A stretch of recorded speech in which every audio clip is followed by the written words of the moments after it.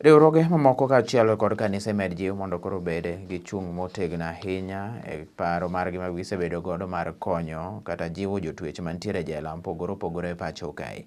Kaluwore kanyo kod apisa kar twech ma Kibos Bernardo Demba mane loso kod Lolwe Tv bang' rwako jo kanisa mar SDA bade ma Kisumu Central e chiwo chiemb chuny. Demba mor ahinya to kod sirgo mabende koro wacho ni keto chuny jotwech machiegni ne kata jogo mabende koro ntiere oko bende gin jogo manyalo rwako e yorno makare. Mano timore seche ma kanisa mar Kisumu Central SDA bende notero alama ne od twech ma kamano ma Kibos kaachiel kod chwalo chiemo ne jotwech ma kamago. Jikwath Simon Okelo mar Kisumu Central ma bende otelo ne chenro nodwoko erokamano ahinya ne telo mar jela kendo chiwo ne kanisa thuolo mar tudruok kanyo to kod Jojela e wechego mago mag lando Injili kaachiel to kod chiemo mopogore opogore.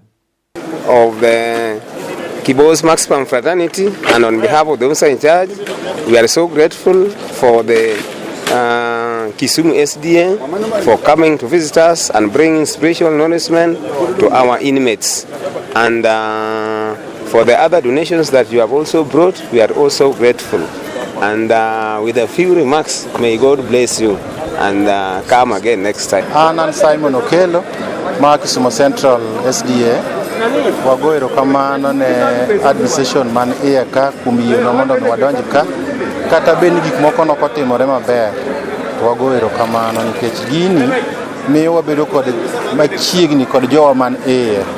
Nyasaye mad med gwedho administration mantiere ka kotelo kod Madam Beverlyn kuom yieno mondo watim gigi duto te. Nyasaye mad gwedhnwa elders mane iye ka magwa kochakore gi inmate elder ma iluongo ni Mika kotelnegi kod elder mantiere Gombe mondo mi gimed yieno mar duogo ka mang'eny. Nyasaye biro bedo jakorwa, wagombo mar duogo kendo mar timo mang'eny moingo mosetimo tinende ni. Nyasaye ogwedh station ma omako gini, ogwedh ji duto te mantiere administration duto te both sides, Kisumu Central and Kibos Maximum Prison. En Yesu Kristo. You had already knew the twice was here, and on behalf of the officer in charge, we mostly welcome you, and please do visit us again. Thank you very much.